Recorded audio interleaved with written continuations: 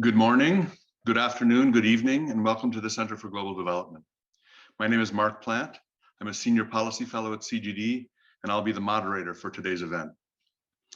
The dual health and economic crises brought about by the COVID-19 pandemic have brought into stark relief the need for concerted global action to transform the global economy to be both more equitable and more sustainable. The world's policymakers and advocates have underscored the need for addressing the severe strains on economic systems governing health, climate, and biodiversity. But the calls for more effective global health systems, transformative green infrastructure, and a better stewardship of the biosphere will be for naught if we don't think about the systems that provide us nourishment, the food that we eat and keep us alive day by day. For most of us in the advanced world, we take food for granted. In fact, many of us panicked at the beginning of the lockdown when we thought that our neighborhood grocery store might run out of artichokes. But for many in the developing world, the panic over what to eat tomorrow is a daily and ongoing struggle. COVID-19 has accentuated these differences, as well as underscoring the vulnerability and unsustainable nature of our food production systems. Like so many things in the last 2 years, these are not revelations to the experts who've been warning us for years about our food vulnerability.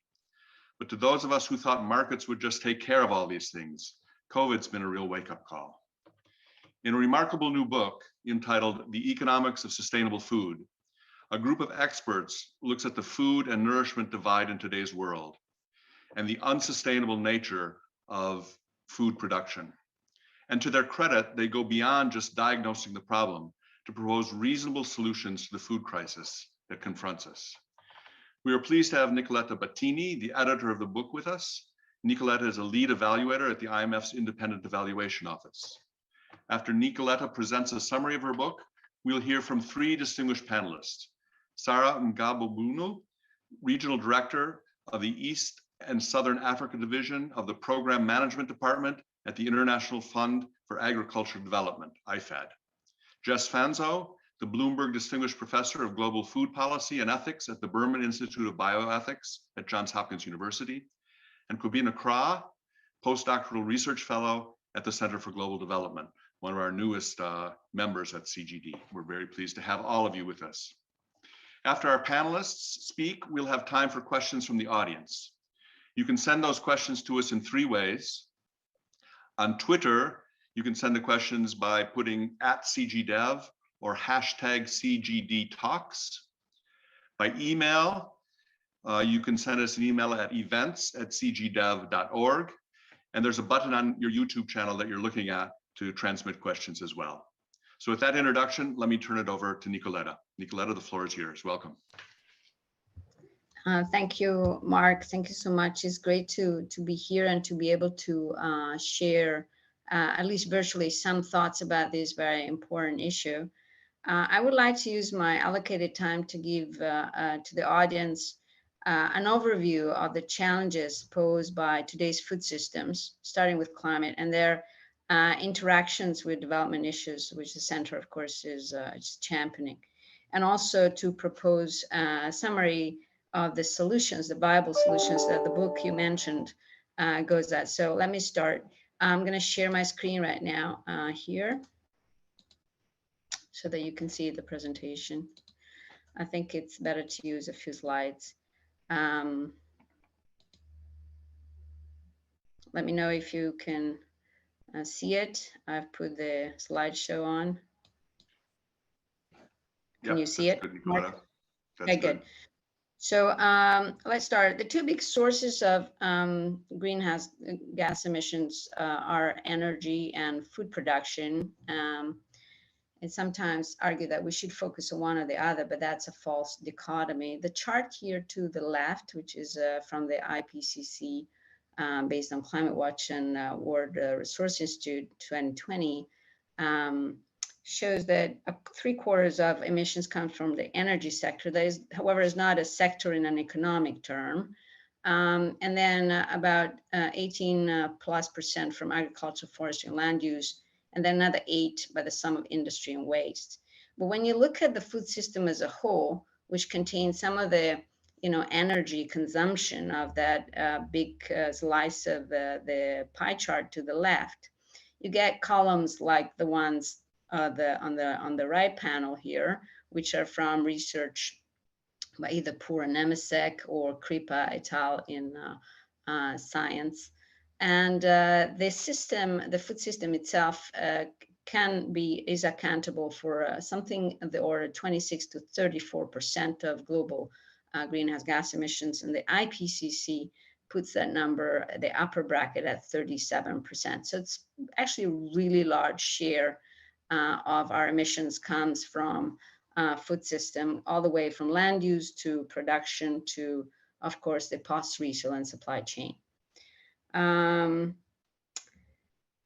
As a result, even if we stop burning fossil fuels tomorrow, here we have what we call the carbon equivalent budget. So how much more emissions can be produced by this food system before we hit the 1.5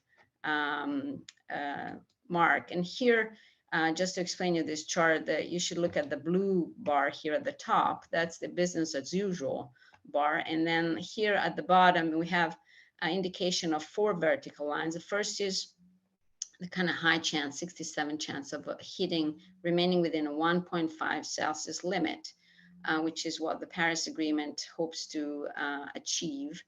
And then progressively it was slide towards a 50% chance of that limit, and then a 2 Celsius limit with a higher chance, and then 2 Celsius with a lower chance.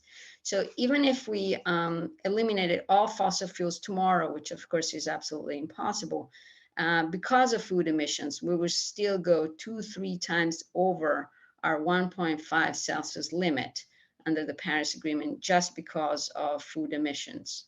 And we would actually go quite close to the high chance 2 Celsius limit, leaving just 49 billion tons to burn of CO2 from all other sectors. But then was just 49 billions in 1 year. That's over 80 years. So this system is extremely important to reach and remain within a 1.5 Celsius increase in global temperatures by the end of the century.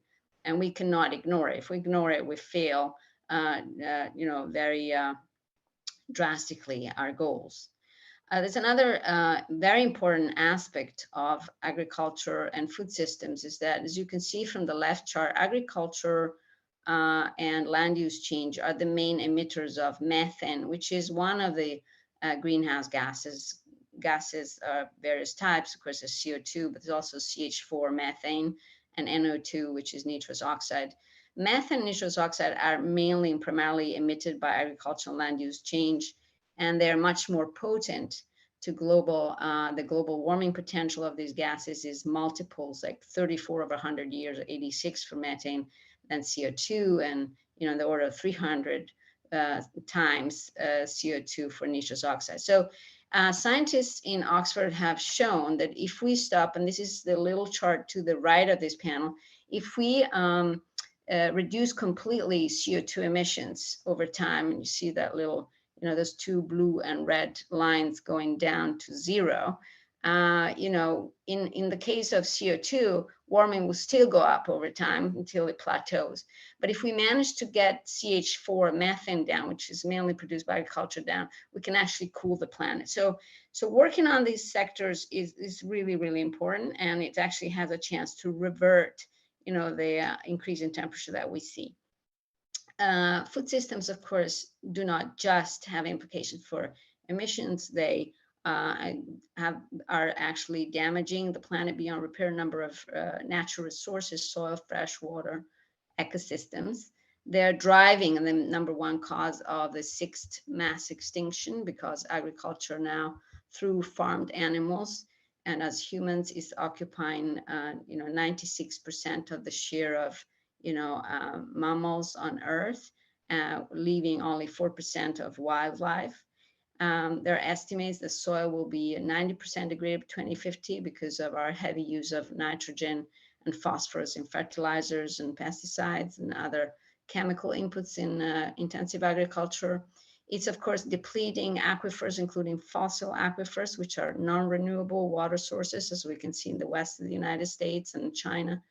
And then, of course, it's a contaminating air that we breathe, with a number of deaths estimated per year just because of that. So, there's a huge challenges to not just atmospheric concentrations of CO2 and CO2 equivalent gases, but also real depletion of what we need to survive on Earth. And this has come to such levels that in some countries, for example, soil erosion and water, the water withdrawal and lack of water have meant that countries are now desperate importing food from other countries that have, maybe a little bit more fertile grounds, or still some water left in the aquifers. For example, China, Saudi Arabia, South Korea, in the past years have gone out and purchased through these programs called large-scale land acquisitions, a lot of land, because they can no longer produce food with their natural resources and their biodiversity. And here we see a map to the left that shows areas where immense extensions of land have been purchased, especially in South America, Africa, and parts of Asia. And what's kind of worrisome about this is that, the countries where a lot of this land has been purchased are countries where, and here's the chart, the scatter chart to the right, the hunger index is very high. So basically, these private or pseudo-private corporations come in and they just seize land and they fence it. And people living there are still, quite with very high hunger level shares, and of course that land is no longer in their domain. Another worry of this behavior is that where this land is being acquired is precisely, that's the map with the little blue dots and purple dots to the right, is precisely where the global terrestrial diversity of vertebrates is still in existence. That's the map to the left. And so we know when these acquisitions occur, that's when biodiversity gets eroded, because it's mostly to put land into agricultural production with extensive biodiversity and friendly methods. One of the consequences of all these trends, both on land, is also that land prices have been going up tremendously over the past years. It's the chart to the left from the Savills Global Farmland Index. As you can see, is a dashed black line. It's been outperforming even gold and oil, of course. And food prices, if land is the new gold, food is the new oil, and food prices are skyrocketing. And of course, that's creating huge pressures on people that are on fixed income or very low income levels around the world, because they're increasingly pushed towards a situation of not being able to access or afford food. A lot of people say, well, we have to grow things conventionally, we have to use chemicals, we have to erode and deplete, we have to, because we need to feed the world. But what data shows is that actually the world is not being served well with these types of food systems that we have now, which are very industrialized. A lot of people, as we know, are underweight, but there's also a lot of people that are overweight. And in fact, in 2019, before COVID, in the United States, 35 million people were, food insecure and experienced hunger, according to the USDA. While in Mexico, which is an emerging market, was the second most obese country in the world, despite the huge differences in income with the United States. So there's some scary food math to be made, and that's this little blurb here to the right in this slide. By 2050, we need double food production because we expect 2 billion more on the planet, and they're changing tastes and diets. And increasingly, because of pledges to reduce emissions, people are producing biofuels, which use land and water. But we may lose half of food supply because climate is changing, and that's temperature going up, doing thermal shocks to cultivations, eroding soil. Scarce water is becoming increasingly a problem, and farmers are, basically moving out of their land because of the trends of the industry. So there's a risk really of a catastrophe, both on the food and water front, and also agriculture. So clearly, what I've shown, I think it gives some demonstration that food systems are broken, and they will really struggle to produce what we need with the resources that we have. But there's also some very dramatic economic costs of producing food the way we currently do globally, because the diets that we use, especially Western diets, cause cardiovascular diseases, and that just the overweight has been estimated to weigh some in the order of 3% of global world product.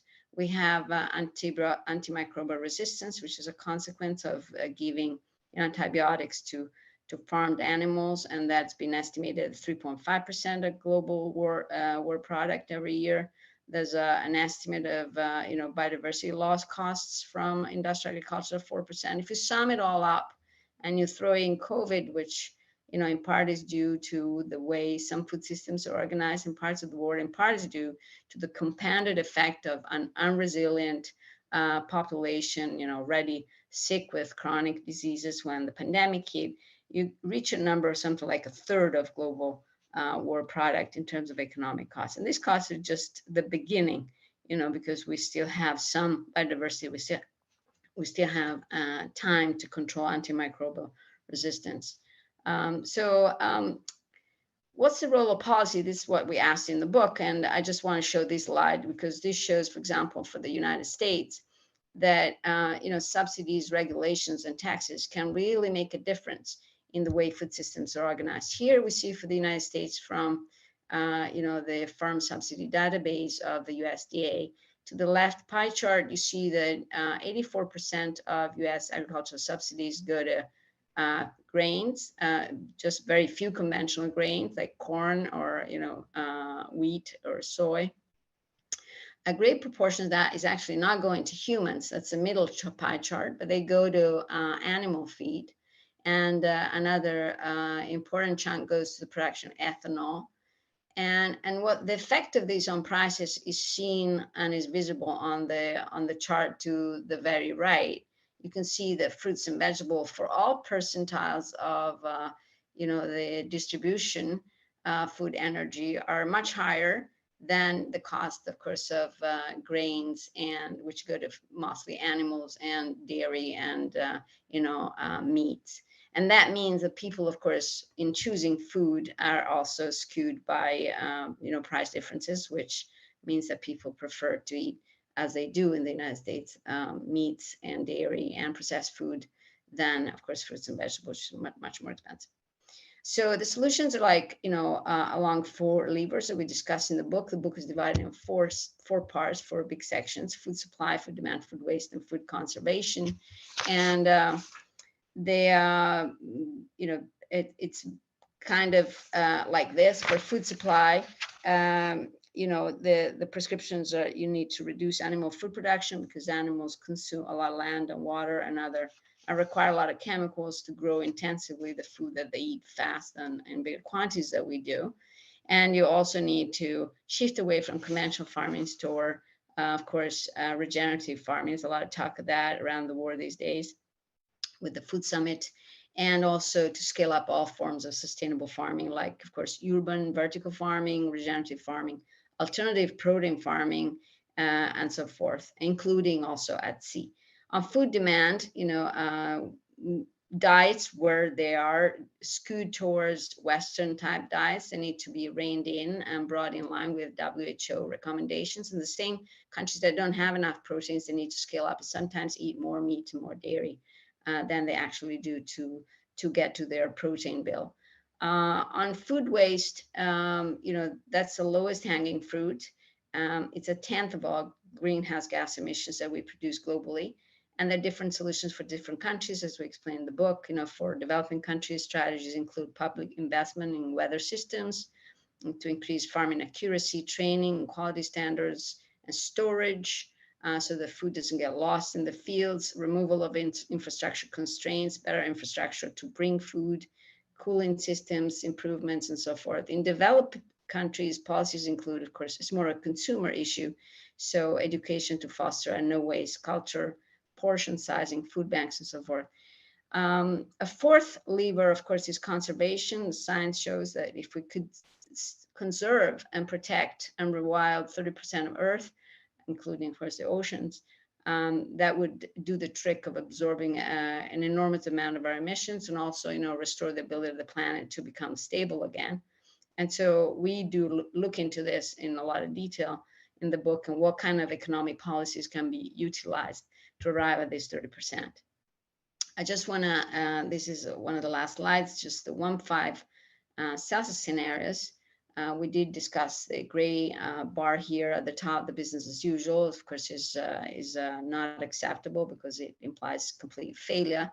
But if we have any one of these strategies here, in the blue bars, either the high yield strategy through regenerative agriculture, reducing food waste, or putting diets in line with a recommendation from the World Health Organization, both in advanced economies and in less advanced economies, lowering the emission intensity of farm practices, or moving towards a plant-rich diet. All of this can help a lot in reducing emissions, but also and the depletion of natural resources. And if we just do parts of those, like if we do 50% of all this, we could reduce 63% of food system emissions. If we do all of this, we could actually go into negative emissions, because we could release land and seas into a rewilding situation, which is actually going to capture a lot of the emissions, sequester carbon. Here, these slides, I'll circulate the slides later, but basically, you can look at a lot of the capillary recommendations that we do for the supply, demand, waste, and conservation. And they're all very viable, but also we do provide in the book a lot of country examples that I've used, some or a combination of some of these policies, and where we could find successful cases. We discuss how those successes were arrived at.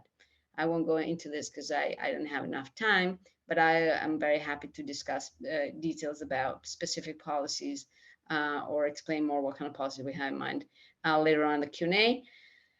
Here's the book, and let me conclude so we can go into some discussion. The food system is posing enormous challenges to the planet, both our economies, our health, and of course our environment. But we can, by redressing them, we can actually achieve multiple benefits, because we can at the same time mitigate emissions. We can even reverse warming. We can make the world resilient to food insecurity, pandemics, and instabilities arising from macroeconomic and policy stress. Rockstrom, the great earth scientist, and David Attenborough have just released a Netflix documentary on breaking boundaries, about the planetary boundaries that we broke. They say in the documentary that fixing food system is the only action that can simultaneously redress the 9 planetary boundaries imbalances that the planet is currently facing. We do know that most of these challenges have been created by policies that maybe didn't mean to create these challenges, but have. And so if we change those policies, we're pretty sure that we can invert the tendency, and we can actually put things straight. So it's not impossible. We know what to do, and we have a plan. Innovation is very important, but it, of course, like technology, like cellular innovations to produce and alleviate stresses by producing food in labs, or plant-based novelties to bring to the kitchen. But at the same time, public policy support is very important, and public sector should have skin in the game in various ways and forms. And of course, all hands are needed on deck. This is not a solution. These are complex solutions that require the collaboration of various actors, from the consumer to the retailer to government. And so, I encourage everybody to have a look at the book if they have time, and think and reach out and do what they can to fix the problem. Thank you very much. And let me stop sharing so that we can move on to a discussion. Thank you, Nicoletta. A very compelling presentation, very clear, of a very complicated and dense book, but you present the problem well, and you give us hope at the end. As I said, I think that there is hope there. But let's turn to our discussants now. The first to have some words about Nicola's presentation is Sarah. Welcome to hear from you, Sarah. Thank you, Mark, and Nicoletta, thank you very much. Very interesting presentation, very insightful. And indeed, systems have to work. Firstly, of course, you mentioned that building and strengthening food systems is more crucial than ever. The 2021 State of Food Security and Nutrition in the World Report, the SOFI report, indicates that about 811 million people face hunger since 2020 globally, with Africa accounting for about 282 million. So with COVID, that has actually increased. And the projections confirm that about 660 million people will still face hunger globally by 2030, partly due to the lasting effects of COVID pandemic, but also just because of global food insecurity and inaction in building sustainable food systems. So in fact, what you've been saying is very urgent, and I'm just here re-emphasizing those points. I think COVID pandemic has brought about a number of, basically global social and environmental issues into stark view, not least because of the fragility of our food systems. And here at IFAD, we actually look at ways and means of putting smallholder farmers right in the face of all the injustices that the rural communities are facing. When I talk about injustices which are compound, it's climate change because they bear the brunt in terms of the impacts of it. They don't get access to adaptation finance. Many of them remain poor, just above the poverty level, as you've mentioned. And also they face malnutrition. They're facing biodiversity loss and environmental degradation. And of course, because they live in remote areas, are socially excluded and their voices are not heard. So this is urgent. Smallholder farming systems are what really nourish us as communities. And we need to look at rural transformation in a very different way, and we need to build back better. Now, you mentioned a lot of multiple interlinked issues, and the food system, as we look at it as a system, has a way of becoming more inclusive and more equitable if we can really put and leverage the synergies that you raised so well between the social and environmental issues, so that nobody is really left behind out of this. So what can we do? I think the first thing is to convince policymakers. This is absolutely important. And how do we influence these decision makers?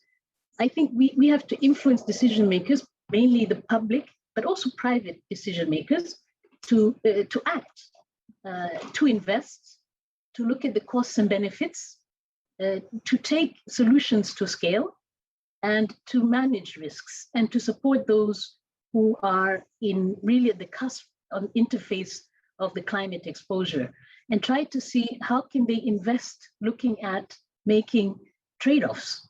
And of course, resources are limited, but how can they come and make the right investment decision? And I think some of the points that you raised in your PowerPoint presentation, Nicolette, give us ideas of how decision makers could actually make the right decisions. So what do we need to have in place? And I think what we need to have in place is a bit of blueprints and guidelines for private investment, not only in conservation, as you've been talking about, but also in scaling up small-scale farming, which is good for the planet and good for nature. Now, we know that there's risks associated with this, but I think guidance from yourselves, people like you, IMF, on these blueprints, which are investable, sort of bankable business plans, that can make the case for investing in this. We also see that scaling up of climate smart practices to improve livelihoods and protect forests would be important. We have seen opportunities to introduce conservation smart credit lines for agriculture. These are all tools and instruments that are essential in a post-COVID recovery mode. What we have seen is that many governments don't have the capacities and skills to, basically cost for nature and account for biodiversity loss. And the inability to do that, it hampers their possibility of making those right decisions. We also see that many workers in food systems are treated unjustly. We look at agriculture workers, they don't have health insurance, they don't have minimum wage, they don't have any form of real structure around labor and the labor markets, and then they don't have any rights to decent work. So this is an area that also needs to be looked at. And I think if we can really look and put ourselves in their shoes and introduce some of these policies that could protect them, this would be quite amazing. We talked about subsidies. I think those were raised, and you gave some really good ideas of how subsidies could be used. And I think part of the problem, particularly on the African continent, is the lack of insurance and any form of risk management or risk covering, any type of mechanism that will incentivize smallholder farmers to reinvest in production systems. You can't expect them to invest if they're so exposed to risk and they don't know how to manage it. So I think those types of instruments that are really focused on them would also help. Finally, we also have to look, and you mentioned infrastructure is a very important point. And I think that is going to be quite key for rural transformation, because when farmers don't have access to markets, they don't have an incentive to produce. And many of them are locked out. So there's quite a lot of regoverning of markets that needs to happen. There's a lot of political economy around food and food systems in many of the countries that we're working in. It is something that has to be addressed. And I think there are regulations that could be introduced to make farmers access urban markets, which are quite lucrative right now. If you look at in the African context, that those markets can actually fully afford and give smallholder farmers and other food workers a livable wage. But there has to be changes introduced in it so that we get these systems working in an inclusive way for small-scale farmers. And then I want to come in and just talk a little bit about the rural economy and how when we inject resources in rural areas, it can really be very transformative and can facilitate small-scale farmers and communities to also spend on non-food consumables and other technologies. We see harnessing digital being something which is very key, and that could really support farmers' access, or not only to markets, but to information and also to climate information that would also be helpful in them managing their risks as well. So I think small-scale farms predominantly support and serve local markets and domestic markets. And I think this is where most of the investments need to go, because when we reduce the supply chain, I think that builds in sustainability. And on top of it, smallholder farmers can also be incentivized to be custodians of biodiversity and ecosystems. And we have tried in different mechanisms now, like payment for environmental services, that incentivize smallholder farmers to actually produce and adopt good practices and actually remunerate them as custodians of nature, which is important to all of us. And so I think if there are different ways in which we can actually scale up these types of resources and focus it and target on smallholder farmers, I think that will help. I think there was also a lot of discussion around carbon and carbon emissions you mentioned, and how the food system is actually a key contributor to that. I think in the context of the African continent, the energy gap is probably one of the key drivers of emissions, because people turn to biomass for fuel and even cooking fuel. And we have to look at that type of investment as well in order to have the solution of a food system that's more sustainable in those contexts. If we do not look at energy and trying to bridge the energy gap as a viable investment option, then we're missing an essential part, particularly for developing countries. Finally, my final point, I think, in speaking about what we can scale up, agroecology has been touted to hold certain opportunities for regenerative agriculture. There hasn't been a lot of yet examples of how that as a solution is able to feed large volumes of people. And you mentioned the 2+ billion people who are joining us shortly by 2030. And the question is, will those systems, could systems like that actually arrive to meeting our food needs? I think education around consumption is essential.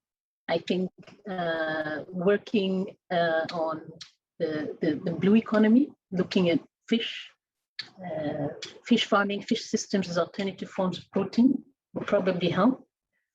And then finally, looking at the One Health agenda coming back would be very important, because many systems rely on livestock and livestock production.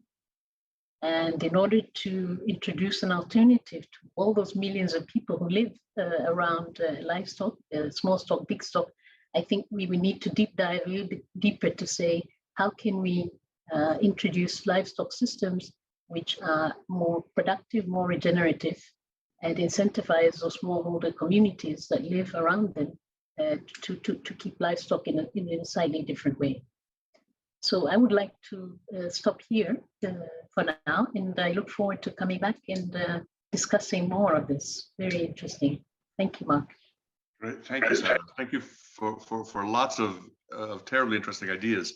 And I like this idea that we have to scale up, but we have to scale up local production, right? It doesn't mean going to mass agriculture, but we have to understand how we get local production repeated around the world in the way that's going to provide for these 2 billion people to come. Lots to talk about. Jess, let's turn to you next, please. Great, thank you so much for the opportunity to be on the panel. And we also contributed a chapter, Divya Mara, Saskia DePay, Martin Bloom, and myself, on more on the demand issues and demand particularly for low and middle income countries and what that looks like. So I'll talk a little bit about that. Not to repeat what Nicoletta had eloquently presented and was a little bit depressing. We keep hearing about the impacts of food systems across so many different climate, diets, livelihoods. It's a bit dark at the moment when you see some of the statistics. But I think, the UN Food Systems Summit is this opportunity to really shift the way we think about food systems, and particularly how food systems are serving people. And as Sarah said, time to be thinking about the most marginalized, the most disadvantaged, those who have not been served well by the food system, many of them working in the food system, but being the most food insecure. One of the big issues that we work on are the issue of diets, and how do we ensure that the diets that people can access are affordable, that they are healthy, and that they move more in a direction towards being sustainable, sustainable for the earth, but sustainable for livelihoods as well. And that's one of the biggest issues that we face, is that diets are killing us. They are one of the top risk factors of morbidity and mortality in the world. And that is just incredible, that what is meant to nourish us is a disease risk factor now. And the question is why? Why have food systems been shaped and moved in that direction towards what we consider unhealthy and less sustainable diets and inequitable diets? And so I think, there's a lot of reasons for that: policies, politics, lack of inertia to make changes, power imbalances across food systems, governments not really governing their food systems. So we know, though, moving into the summit, there's a lot of actions that can be taken. There's a lot of different policies that can be tried and scaled. And when we think about those areas of policies, one is around ensuring that nutritious food is available. So that means the way we do agriculture production, rebalancing the agriculture sector subsidies, rebalancing R&D, research and development, and how agriculture is what's prioritized in agriculture for research, promoting production of nutrient-rich foods, moving away from this fetish that we have around staple grains. So that's one area of policy that we can work on to improve the availability of foods. The other is accessibility, ensuring that foods, as they move along the value chains, are efficient in improving accessibility, lowering the cost, and less food loss. Lots of policy options to cut food loss and waste, supporting job growth across the food system, and supporting innovation along value chains.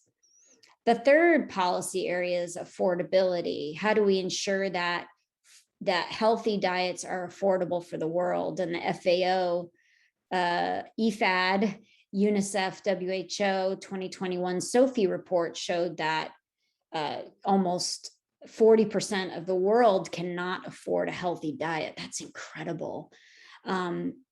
So the kind of policies we need to be thinking about is tax and subsidies on nutrient-rich foods, promoting pro-poor growth, implementing safety nets and social protection for those who cannot make and meet their basic needs.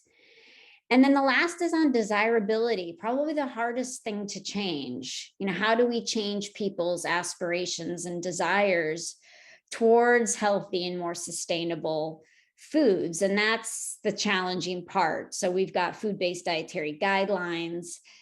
We can regulate advertising and marketing of unhealthy foods. We can nudge people in the direction to choose healthier foods, but this is one of the most challenging parts. One of the big issues that we face in the nutrition world is animal source food consumption. This is the big ticket around climate and health. Animal source foods in moderation can be very healthy. They provide a lot of nutrient dense foods.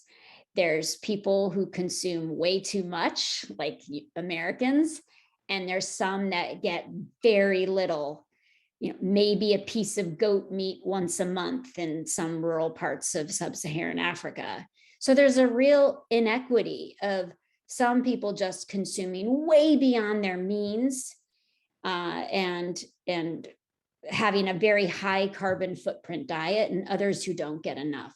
So what do we do about that?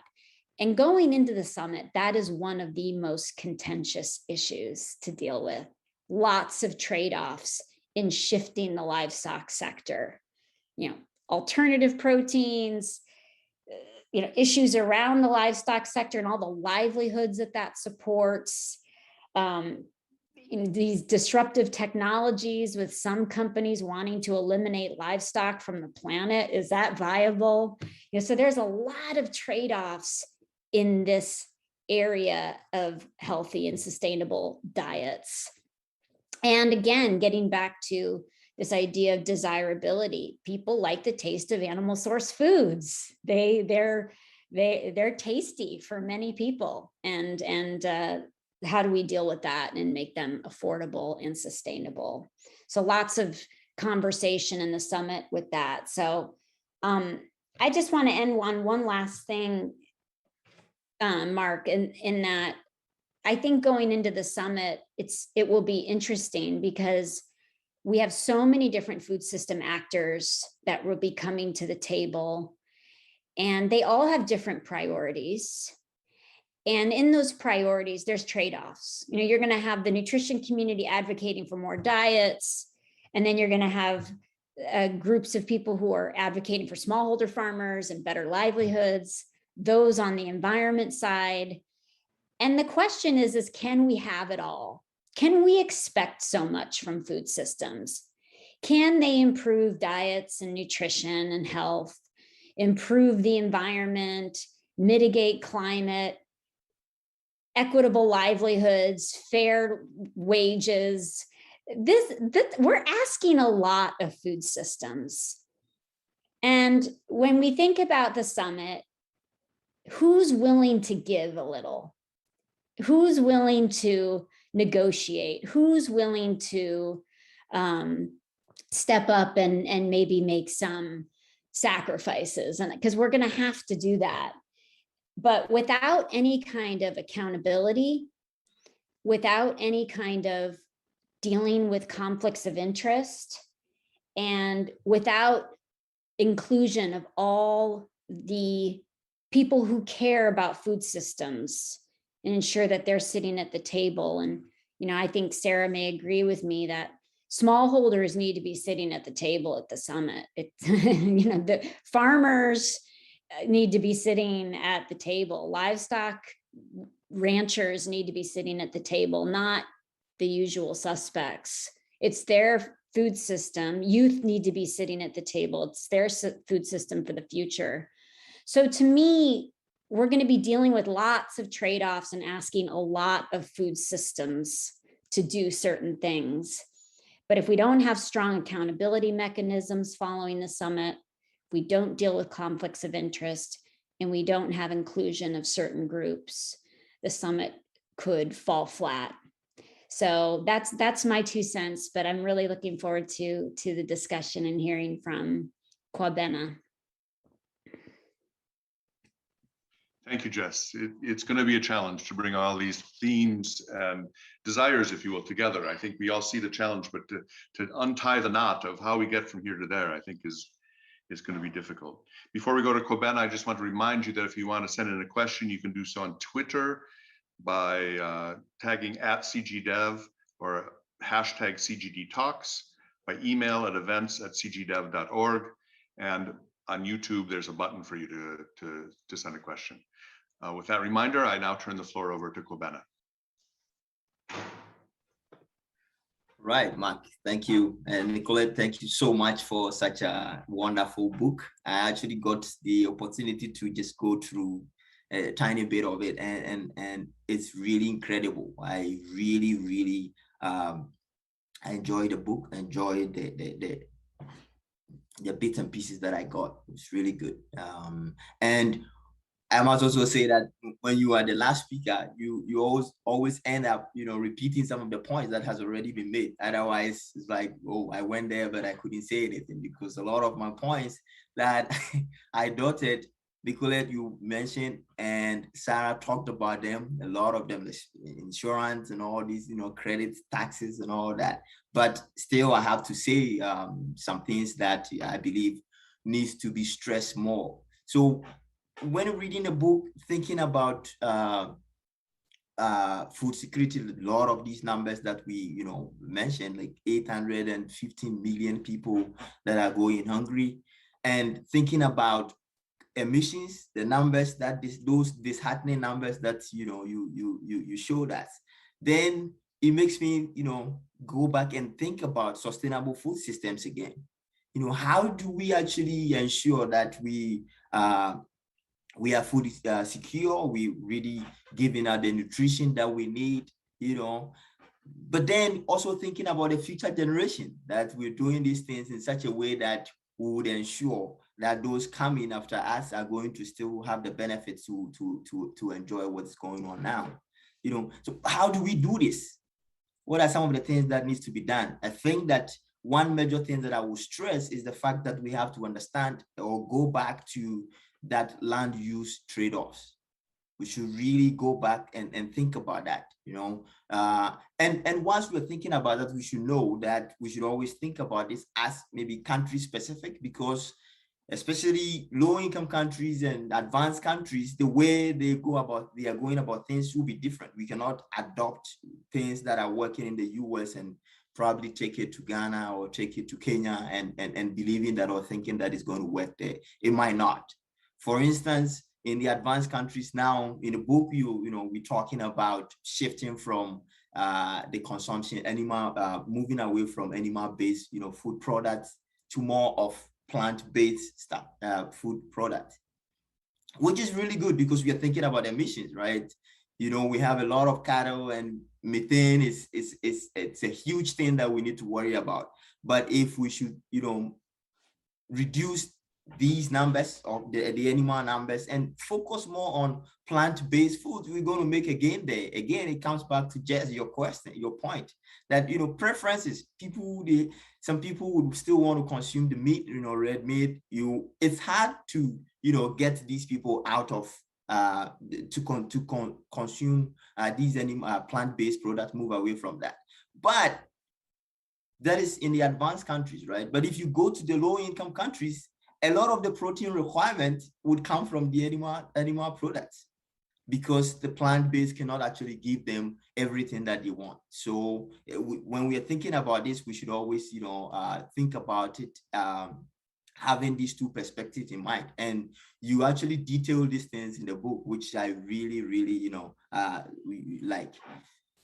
Once we're doing this, we should be thinking about economic policies that actually implement this shift, you know, help to, for instance, if you're thinking about in the advanced countries, you're thinking about shifting from animal-based products to plant-based, then we should be thinking about, you know, how to incentivize people from to produce more plant-based food and then move away from animal products. The subsidies, the credits that goes there could be channeled to those producing, you know, the plant-based. And even in the consumption side, we can actually always give subsidies to consumers of these plant-based products.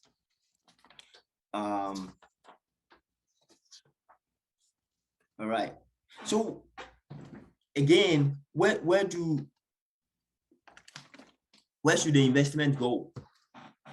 Where should we, you know, be thinking about more? You know, if we have immediate needs to tackle, where should investment go? Again, you made mention of, you know, food waste, and food waste, it's really a big deal.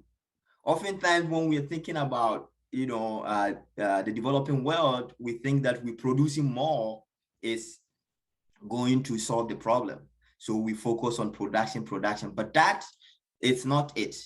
That, and you talk about this in the book, that is not it. We should think about the ones that we've produced, you know, how do we actually get that to the market? Because if you produce and you will leave those things in the food products in remote places, and it doesn't get to the market and it goes waste, then we always worry about production. We're producing, but we don't solve the problem. So investment in measures, you know, like warehouse construction of warehouses, thinking about post-harvest, efficient ways of handling post-harvest losses.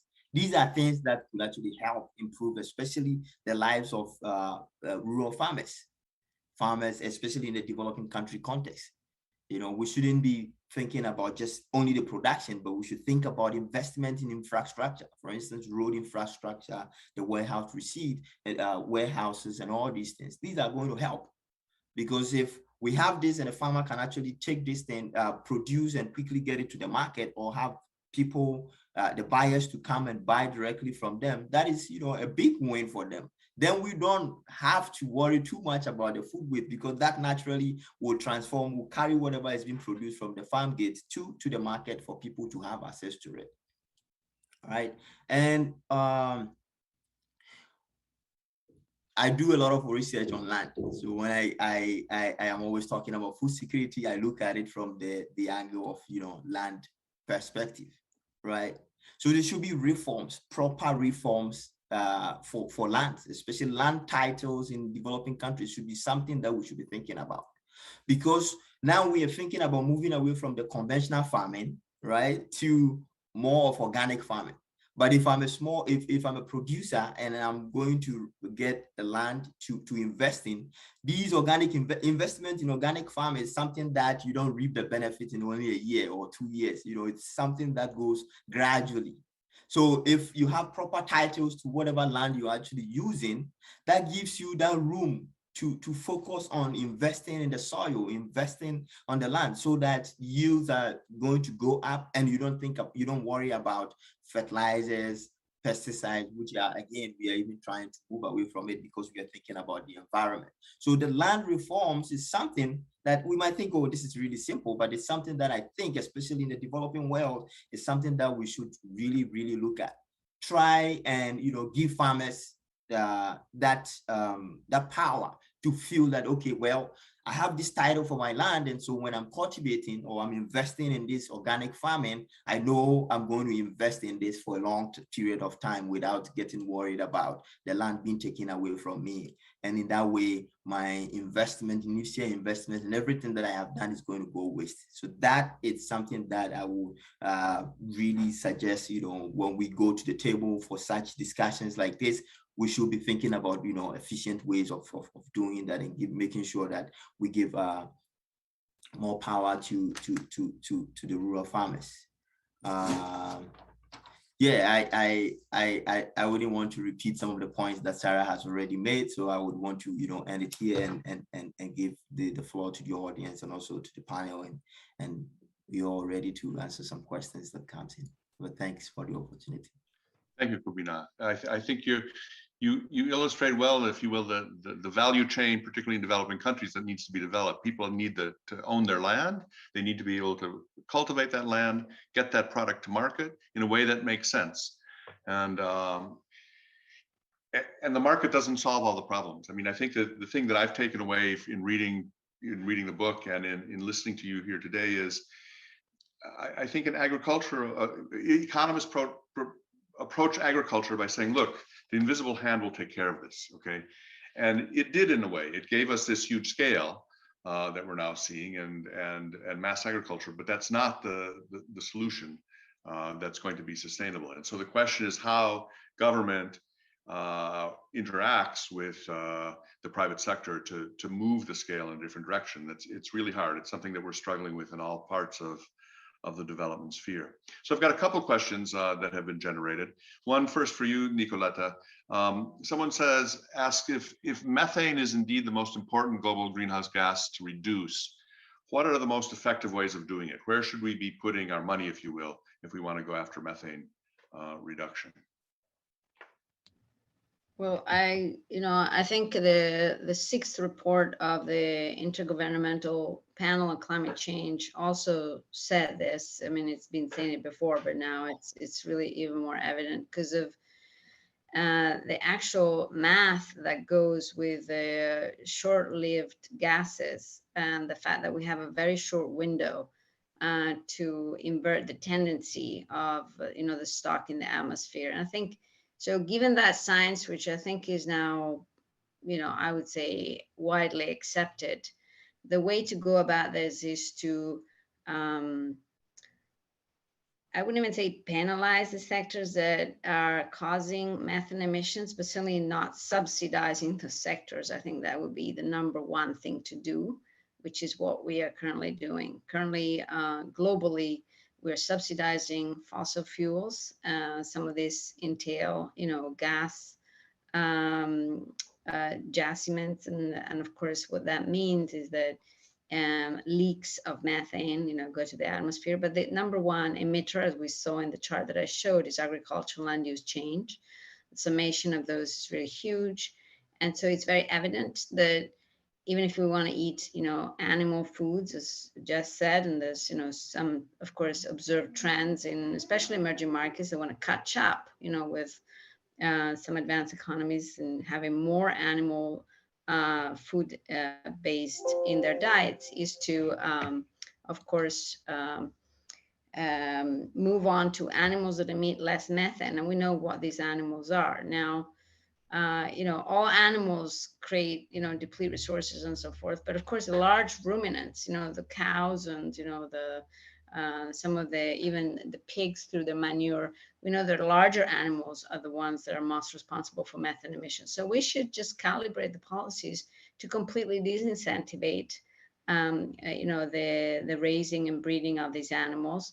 There are ways to breed animals that are on pasture and lower herds and lesser numbers, with certain types of husbandry that minimize methane. So we can do a combination of reducing herds and better manage in a more natural ways the animals to dramatically reduce methane. And that chart showed that even if we remove, we diminish the amount of methane we put out in the air, we're going to have immediate, enormous cooling results on the planet. So it's really worth investigating from an economic policy point of view, because we're putting so much economic policy, pressure onto our economies to deal with climate change.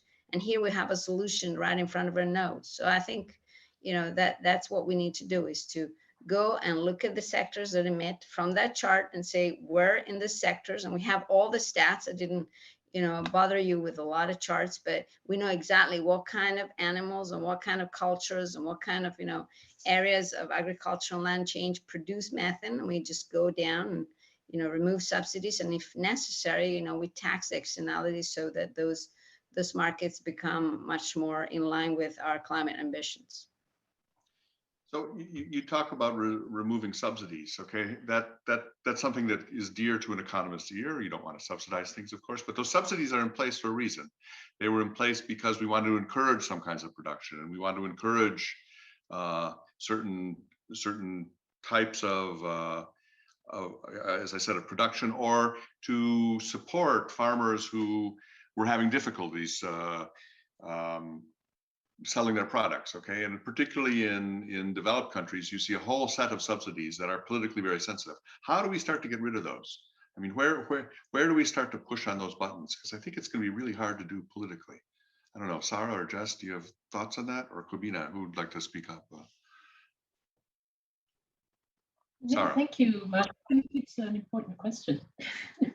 And I think Nicoletta's study really, and the book guides us, it gives us good guidance around where we should be putting our resources, where governments need to invest, and how to invest wiser.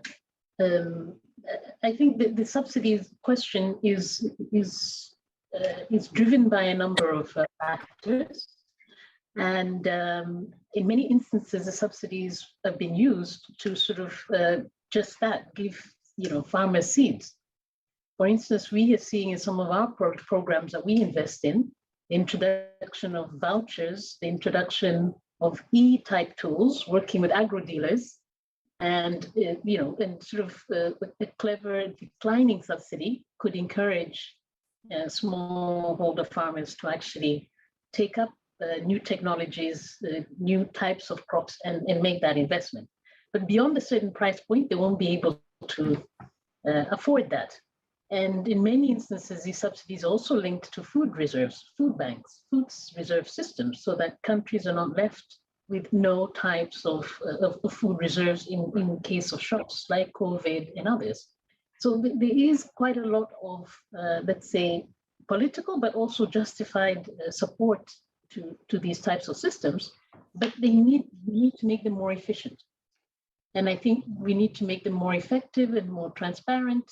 And there, I think there's some things that we can learn from this particular book that Nicolette and colleagues have done. I think it's a very good sort of guide on how we can and what types of instruments and tools we should be introducing to actually justify the investments and the policies that go with it. And I think for the majority of cases, the right policy and instrument mix hasn't been really made very clear. And I think that is also a really great way to inform our own investments, the sort of investments that IFAD is doing, that other IFIs, other multilaterals and other partners, and trying to reduce fragmentation. I think this book offers us a really nice way of analyzing the context and making the investments that are needed going forward, and moving away from some of the other practices and other types of investments that our partner member states ask us and request us to invest in. I think that's maybe what I can say for now. I pass over to Jess. Yeah, it's a hard question. How do you shift subsidies, farm subsidies? And I think it's different depending on where you are. Part of the UN Food Systems Summit, the Action Track 1, which focuses on diets, we were trying to propose some ideas of how you would shift subsidies that are more beneficial for diets and nutrition. And, we came up with 3 different ideas. One is based on some work done in Malawi, in which they were agglomeration payments where farmers were given an input subsidy payment for doing certain things, like for infrastructure, for irrigation or electrification. And they get bonus payments for doing certain things like conservation agriculture practices and working with their neighboring farmers to also do those practices. So they got these bonus payments. So we thought that was an interesting African model, and you could do that around healthy, nutritious crops as well. Places like the United States, where you've got these massive sort of intractable farm bills that are riddled with lobbying and political economy challenges. One idea is to extend subsidies and insurance programs to fruits and vegetable producers, providing weather insurance products to cover a wider variety of crops, to incentivize farmers to be thinking about some of these other specialty crops and specialty crop growers to protect them, particularly now with the issues around climate change and some of the struggles that a lot of the US farmers are dealing with, as one example. And another one is this kind of area around, we called it irrigating food deserts by going the extra mile, in which governments and international financial institutions could subsidize the price gap of healthy food being too expensive to cover the difference between the cost and income that would get the retailer to go the extra mile and provide those lower cost foods. So a positive incentive to try to promote healthy, affordable foods in places where there's not a lot, what's also known as food deserts or food swamps, where there's a lot of unhealthy foods. And it's really just subsidizing healthy food in the retail sector. So just some ideas that we proposed. They didn't get very far though. They weren't very popular, so it was a good shot, but the subsidy thing is so contentious. And so is trade policy too, changing trade policies as well, but yeah. Yeah, but these are the difficult things that we have to explore, right? That's the difficulty with it. And I mean, when you say put in more subsidies to offset other subsidies, again, the economist in me goes, oh, no, why don't we go the other direction? But in fact, it's easier to give something to people than indeed to take it away. Kavita, do you have any thoughts on the subsidy problem? Yeah, I will add this, and I agree with the point that Jess and Sarah just made. But the one thing that I will say is, making the alternative a bit more lucrative. So for instance, we're thinking about organic farming and conventional farming, right? And a lot of these subsidies and the programs in place are supporting the conventional farming, pesticides, fertilizers, and all that. But the alternative, which is the organic farming that we want people to go in, is because, the establishment cost is costly to establish it. Gradually, if we're able to make that lucrative by supporting that also more, it would gradually and gradually reducing, bit by bit reducing the subsidies that we have in place for the conventional one. It will entice a lot more people to go into the organic farming. But that is on the premise that if we all agree that, hey, organic farming is the way to go, and that is where we are going, then naturally or gradually we are able to pull more people along, and the conventional farming would eventually, if not even going away totally, it would reduce, and the interest in doing it there would die down, and the attention will be in the organic one that we want people to engage in.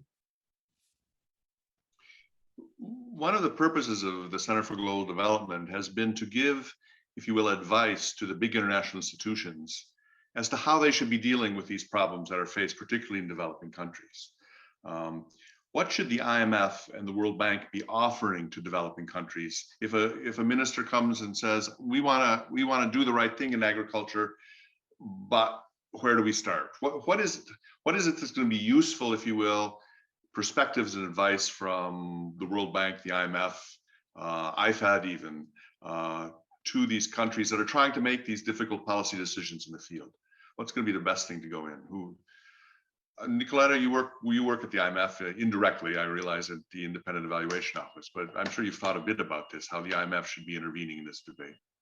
Well, I think, this book is co-published by the IMF, so certainly there is some support for what the policies that are advocated in the book. But I think, in essence, the IMF, I don't want to talk for the World Bank, but there's also people in the World Bank that wrote chapters in the book. But the IMF deals with macroeconomic policies and macroeconomic matters. And so whenever agriculture impinges on macroeconomic outcomes, may they be, labor productivity, may they be income, may they be fiscal imbalances or trade imbalances, I think the IMF should treat the problem as a problem that is, shock related. Now, a lot of the shocks that we see in the world are policy induced shocks, right? So policy is wrong, and therefore, a shock emerges because there's a bottleneck or a price distortion. So I think, what the book tries to say is that we have developed since the World War II a number of policies that were meant to scale up quickly food production, no matter the quality, because we were fearing food insecurity in a post-war environment. We're now, a good 70 years away from that, in a situation where, the food system continues to be unevenly performing, and is also causing a planetary crisis and a health crisis, and therefore, the outcomes, the impacts on macroeconomics are not good, and we need to look at what these outcomes are. So on fiscal, for example, we know that the cost of health, the overlooking of the one health problem has enormous consequences for health. The 3.5 trillion that the U.S. private and public spending on health, 2 trillions go to non-communicable diseases, of which the WHO says 90% are preventable through proper diet. So that's, these are really big numbers on a fiscal scale. So, if we care, we should take care of that, as the IMF takes care, of course, of issues related to now gender education, or, just labor productivity from other, inefficient laws. It's something which makes the economy perform worse and is detrimental on an equity and gender and other aspects, climate included. So I think there's a lot the IMF can do and the World Bank can do. And I think, this is the beginning of the IMF work on this, what we call a macro emergent, topic, structural issues that are at the heart of a lot of the, challenges that economies are facing: low growth, uneven growth, and continuous shocks from both climate, and other environmental causes. So, we're scratching the surface. We're, getting our sleeves rolled up, and it's not easy, as we said. You need to work on several endpoints: supply, demand, as Jess said, and as Sarah said, supply. You need to smallen production. You need to scale up a smaller productions, as I've said. You need to take care of everything from land reforms, as Comena said, to, regulation and marketing. And I think we've tried to chart the ground, but each country will have to do the work. So I see the IMF and World Bank have to get their desks, thinking about these problems and learn and familiarize themselves with these inefficiencies so that they can redress policies. Just like to add to that. Yes, Sarah. I think Nicoletta said it very well. with the IFAD and other multilaterals, we look to see how we can create more partnerships and work more closely with the private sector, because all the resources won't be public. And we know the public envelope, because of declining growth, is not giving us what we need. And we need trillions at this stage to really, escalate global transformation of food systems. So by working more directly with the private sector, I think that offers us different opportunities. It creates a series of challenges, but it can also be an opportunity to set about guidelines that will determine investments. We know that more capital is in the hands of philanthropists, venture capitalists, private equity, and banks, and so on. And how can we influence how they invest? How can we set ground rules, metrics, and standards for investment? So right off from the onset, we start investing in line with sustainability and sustainable agriculture intensification. I think that's where we need to come in and try to leverage those resources, but to do it in a smart way. When we talk to the private sector, we talk about de-risking, because that's what they really look at, the risks of making an investment. But if we go beyond the de-risking and actually sharing in the outcomes of that investment, so sharing the risk, yes, but also sharing the returns in a sense. And if we can have those triple returns on, let's say, if it's biodiversity or nature, or as Jess has said, better, healthier, more nutritious crops, then I think that's one of the ways that we're going to be able to do this, and at the same time grow the private sector, because we need growth. We need activity, we need investment to come in, and I think coming up with new financing mechanisms, new financing instruments, innovative ways of crowding in that would really be helpful. And even innovative finance, green finance, etc. I think all of this would be very helpful, but partnering with the private sector so that we can scale that up. Back to you, Mark. I think this is particularly true in the multilateral development banks, who have been pioneering partnerships between public and private. And I don't think they've thought as much about agriculture as perhaps they should have. At least it hasn't been on my radar screen of things that's on their radar screen. Jess, do you have anything to add on this? Yeah, I think one of the important things that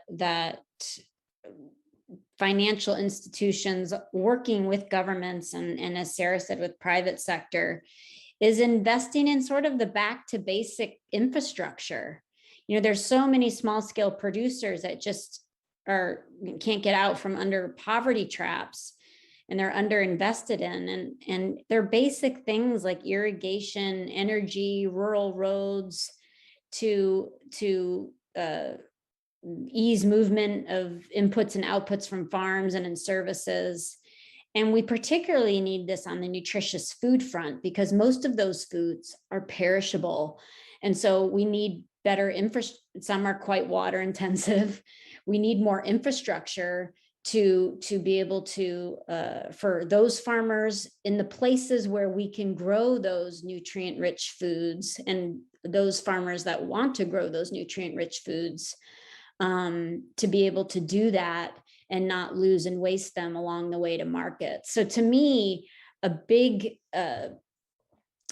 it's a back to basics kind of thing. It's investing in international development, but it's still incredible that so many people don't have access to these essential things like roads and irrigation and technical assistance, like an extension service programs. So we need a lot more investment in that, and maybe a bit of creating the demand for that. So if different partnerships could be formed, these public-private partnerships could be formed, governments could create a guaranteed market to incentivize the growing of nutritious foods by linking farmers to public procurement programs like school meal programs, prisons, hospitals.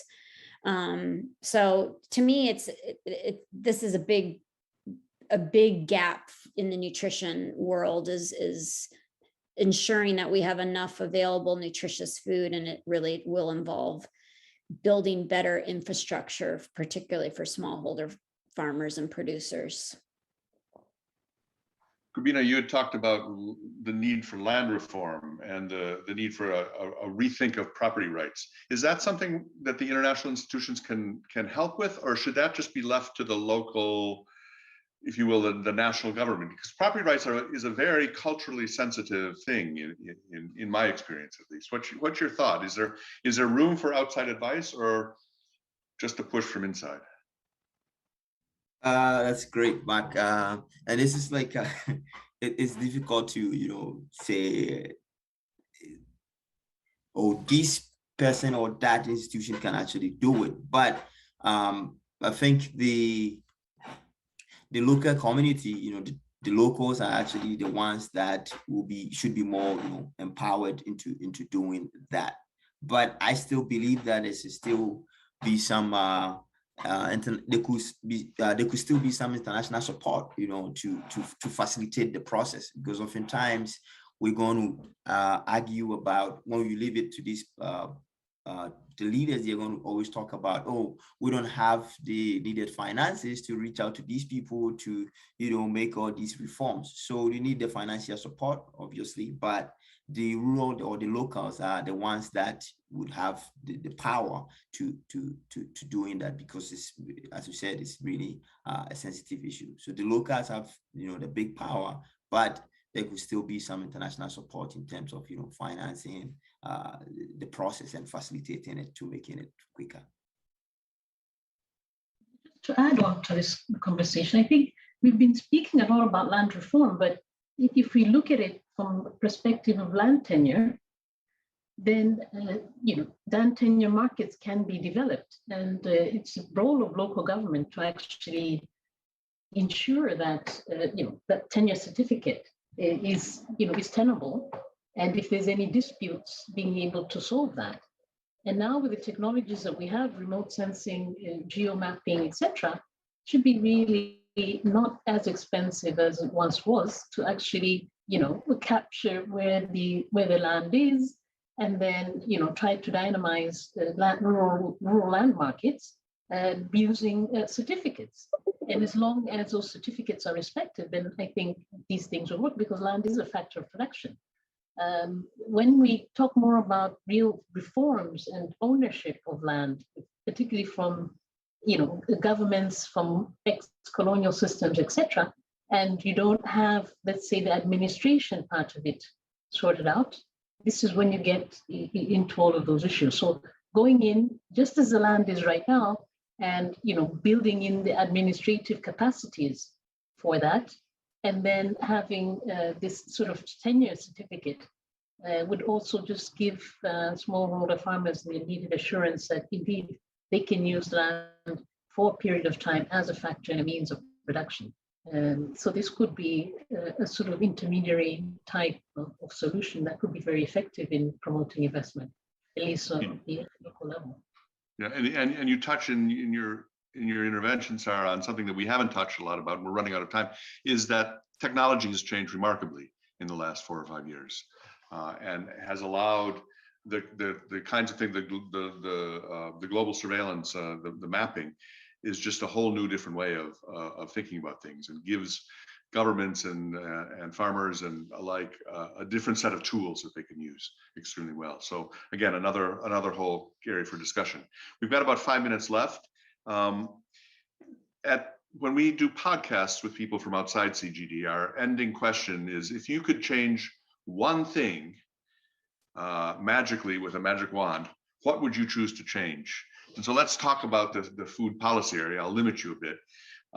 Of all the many ideas that we've talked about today that are in the book, what's the one thing that you'd place your bets on going forward? And I think we'll go in reverse order. I'm going to put Kubina on the spot first, and we'll give Nicoletta the last word.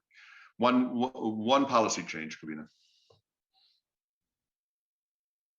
Something to deal with food waste, because we think production is the problem, but I honestly believe that if we really focus on ways of, reducing food waste, we stand, a better chance of gaining a lot from that. So food waste is something that I'll work on. Great. Jess. This is so hard. I mean, I could say something general like making nutritious food more affordable, which I think is a big issue. But yeah, I guess my biggest ask is just getting governments to care more about food systems. Getting them aware about how food systems are, generating unhealthy diets and contributing to climate change, getting them to even think about it. You go to the COP meetings and it's still mainly energy and transportation, and that's what's discussed. So to me, we all understand food system because we work in it and we talk about it a lot, but and there's a summit going on, but 99% of the world doesn't even know what's going on. So it's getting governments to care more. I think that would be my biggest priority. Yeah, I think it's true. I mean, it's remarkable how infrequently in my work the notion of food security or food systems enters in when we're talking about sustainability. Yeah. As you said, it's climate, it's energy, it's infrastructure. Sarah, your ask. No, I mean, I think it's a very important question and a very difficult one because we want to change so many things, right? But you have to make a choice, so that's always very difficult. I don't know. I think I would probably go back to the whole big discussion we had about subsidies, and just look to see how we can actually incentivize smallholder farmers and actually encourage them to be biodiversity stewards and just recognize that they actually play a big role in our ecosystems and managing soils and water. And I think in Nicoletta's presentation, it was very, very clear all the aspects that they could actually, and they are doing.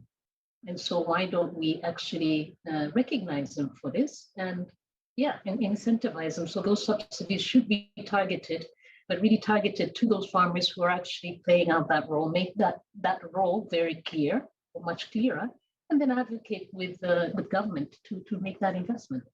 I think that's what I would like to change. Back to you. And I think that links with what Jess is saying. If governments understood this problem, they might start getting the subsidies right rather than subsidizing the wrong things, which seems to be what they're doing now. Nicoletta, the last word, the big wish. Yeah, for me, I would simply, I say this personally, so don't quote me, but I would prohibit intensive animal farming. That there are various ways to do this. You can go all the way to regulatory, but I think from an environmental, health, and fiscal point of view, having animals raised in tens of thousands in confined operations is both terrible for the health and diets because the products are just almost unedible. And also it really creates a whole agricultural system that is kind of structured to feed these animals in great numbers, and is completely distorting production, and that overproduction then gets a safety valve by being completely overflown onto global markets with extreme disastrous economic consequences for small producers, all over the world, making them dependent on food prices and creating hunger and dependency. So I think, I would really start there. And there are lots of things that are beyond subsidies. It's not just the subsidies, it's insurance of grains that go to these animals and lower artificial the cost of raising them. It's something that people call conservation, is just paying these people to build a pipeline to create a manure lagoon that is considered environmentally safe when it isn't. Lack of enforcement of basic environmental practices on waters. And so it's a system which protects this system. This is a system that we have to change because it's completely incompatible with the health of the planet, especially of the people that inhabit the planet, and all we care about. So in all parts of the world, this is a trophic cascade effect all over the world. So I would start there, and I think we would reap a lot of benefits with one shot. Great. 4 really interesting ideas, 4 big challenges for the world to take on. Thank you to all our panelists for a very interesting discussion today. Thank you to our audience for your patience in listening. We didn't get to all your questions, but we appreciate the ones you've sent in. And I will end by reminding you of the title of the book, The Economics of Sustainable Food. You can get it on various locations around the internet. Just give a look. Thank you all. Have a great day.